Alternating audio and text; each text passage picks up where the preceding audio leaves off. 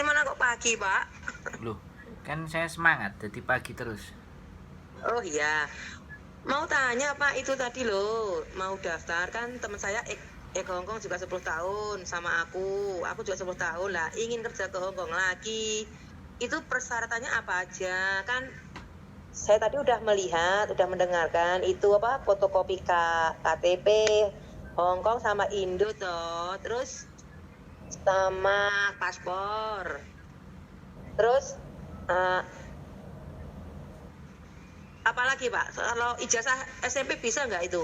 Kalau ke saya itu dulu KTP itu dikirimkan dulu. Kalau yang ijazah, kakak, sama yang lain-lain nanti surat izin orang tua dan semuanya itu menyusul.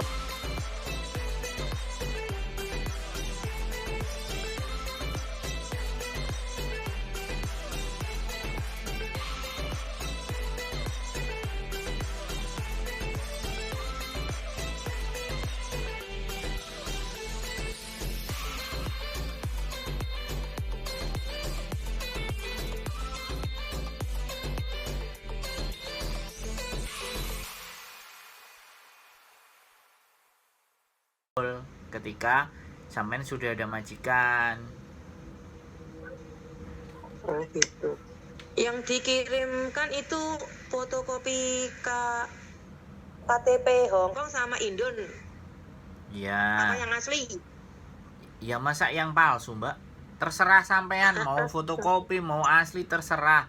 Intinya kita bisa ngasih data KTP Hongkong dan KTP Indonesia itu menunjukkan bahwa sampean memang ex Hongkong gitu loh.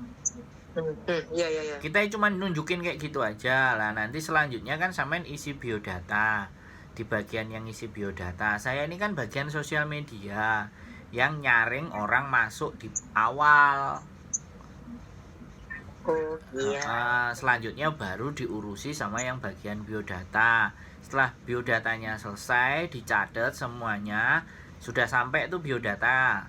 Bahasanya apa, sampai jaga apa saja, pernah bagaimana, BCD. Nah, data itu terus dikirimkan ke agensi di Hongkong, ditawarkan ke majikan, ya. Kalau sudah cocok, sudah oke, kan interview tuh. Nah, menjelang interview, kalau interviewnya sudah cocok, baru data-data pelengkap yang lainnya menyusul untuk proses sampean bikin visanya di Hongkongnya. Kan pastinya sampean mau, kalau paspornya habis kan bikin paspor. Kalau paspornya masih hidup kan ya sudah, tinggal dikirim aja ke kantornya, ya kan. Setelah baru dikirimnya ke Hongkong, kemudian diproses ke KJRI, terus ke imigrasi, visa clear cocok, baru visanya dikirim by email sama sampean atau ke PT-nya. Setelah nyampe PT-nya kan baru sampean berangkat ke PT karena visa udah ready. Dan kebanyakan teman-teman, ini saya kasih tahu juga Bu, saya informasikan. Kadang-kadang anak-anak itu udah daftar, sudah ada majikan yang mau, tapi ditelepon nggak diangkat. Karena apa? Karena di tempat kami kan nggak menahan dokumen sebelum benar-benar berangkat. Tapi kalau sama PL kalau sama PL sama sponsor kan begitu daftar di awal kan semua data dimintain. Biar anaknya kan nggak kabur, Kak. Sedangkan kita kan nggak, makanya kadang-kadang ada yang nyepelein. Kita udah bantu, dianya kabur, ya sudah, saya anggap nggak ada rezeki aja kami, selesai. Iya. Mungkin dia sama orang lain gitu loh. Mungkin ini tadi kan aku baru telepon temanku di Hongkong tuh Pak, kan juga apa itu Joko orang bobo itu tadi apa nemenin nenek lihat TV lah, terus apa itu Kak mau tanya PT-nya itu di mana gitu loh. Kalau sampean gini loh, kan saya bilang kalau sampean mau proses dengan saya, datanya kan dikirim ke saya. PT-nya nanti menyusul setelah data sampean kirim ke saya. Kalau sampean mau cari PT-nya sendiri, monggo, nggak usah lewat saya. Bisa dipahami? Saya kan belum ngisi biodata, cuma nanti ditulis sama Pak itu jenengan. Enggak, biodata bukan di saya. Saya cuma butuh KTP-nya sampean. Oh, nggih. Paham nggak sampean? Kalau saya udah sampean kasih KTP, baru bagian biodata datang. Nelpon sampean atau sampean bisa nelpon kalau mau cepat. Saya itu dari pertama kali orang datang itu mendata. Jadi sosial media saya itu bisa memberikan berapa orang untuk datang. Efektifnya sosial media saya itu yang jadi ukuran. Buktinya ya KTP. Ini loh orang yang datang ke sosial media saya, datang ke WhatsApp saya kan jadi laporan sama PT-nya. Kalau sampean langsung ke PT, ujuk-ujuk ya nek sampean ngomong oleh tekuk Sandro, nek ora. Kan aku nggak bisa memastikan wong namanya anak-anak. Anak-anak itu tanyanya ke kita, ya kan? Terus kalau saya kasih tahu PT semua, mereka berangkat sendiri. Terus aku dadi wong gunane opo gitu loh, Mbak. Paham nggak sampean? Paham. Gitu loh. Jadi saya bersosial media ini juga ada yang ngasih bayaran mereka dan saya dituntut. Wong piro sing nang HP-mu, wong piro sing golek ya awakmu. Lah nek gak enek buktine. Sampean langsung ke PT semuanya. Kowe ora nyambut gawe, Ndro, kowe turu. Piye, Jal? Kene wis ngomong metiti sampai kayak ngene, makanya ini tak kontenin biar artinya aku punya bukti. Yang pertama ya ibaratnya KTP datang, yang kedua aku enek kontene, tapi kan nama sampean nggak perlu sebutin. Nah tapi kan aku punya nomornya sampean iki lho, kontene iki wong iki kan itu tidak disampaikan ke publik tapi saya sampaikan ke kantor. Aku lo nyambut gawe. Nggih. Gitu loh, Mbak. Kalau aku kan nggih ngisi konten jenengan, nggih Mbak Yuni jenengan Loh, kan kula nggih pun lihat. Lah iya, Bu, kan kalau sudah ngelihat kan artinya ada orang datang ke kita kan.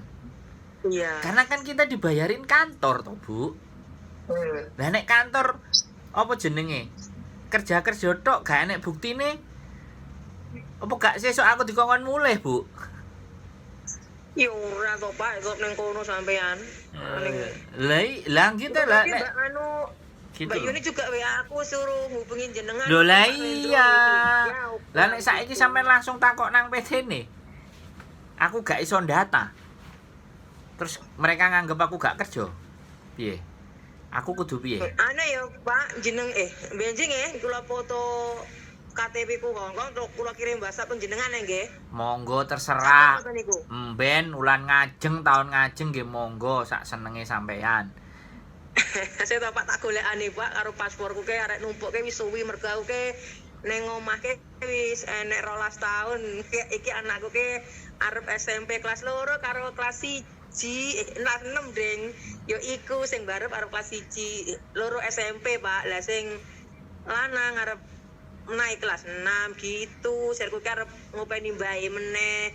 Tapi mbahku sing tak openi iku wis ninggal. Wis monggo sak karepe sampean, intinya kalau sampean nelpon ke saya harus lewat saya. Kalau sampean nggak mau lewat saya ya nggak apa-apa, kita kan nggak jadi soal. Yang penting aku wis dadekno konten, jadi nek dianggap gak nyambut gawe iki lho kontenku deloken aku. Enek buktine kalau kita itu kerja ngomong ini kan ya kudu dianggap kerja toh, Mbak. Nggih, lha iku mau kancaku ngomong ngene. Paling cek sibuk, ora ngono paling ya wis kaya istirahat tok ngomong. Iya, ora ono kono wis wengi ya jam 8 atau 9 anakku. Jadi seperti itu, Mbak bisa dipahami ya. Oh, nggih. Ya nanti kalau teman-temannya mau suruh telepon sendiri ke saya. Nek diceritani blidru. Terus sekali lagi kami bukan sponsor.